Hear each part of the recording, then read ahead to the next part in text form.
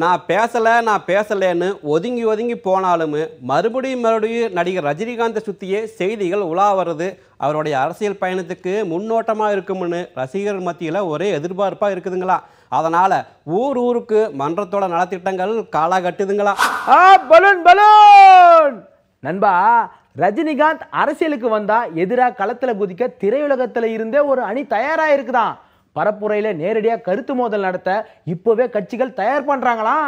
தேர்தல்னு வந்தா மாநிலம் முழுக்க கலையுலகத்தோட தாக்கம் இருக்குமா.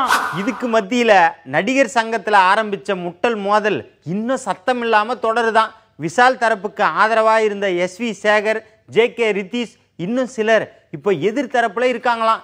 அதனால நடிகர் சங்க கட்டட வேலைகளும் பாதிக்கிறதா பேச்சு வந்திருக்குதான். தலைவா, வழக்குகள் ஒரு பக்கம் இருக்க, விஷாலும் கார்த்தியும் இணைஞ்சு நடிக்கிற படத்தை சீக்கிரமா தொடங்குவோன்னு முடிவு எடுத்திருக்காங்களா. அது மட்டும் இல்லாம சிவாஜி மணிமண்டபம், MGR நூற்றாண்டு விழா, இன்னும் பல அரசியல் சார்ந்த விஷயங்களும் நடிகர் சங்கத்துக்குள்ள பேச்சா இருக்குதா. இதெல்லாம் நாங்களாவா சொல்றோம், வெளியில பேசிக்கிறாங்க.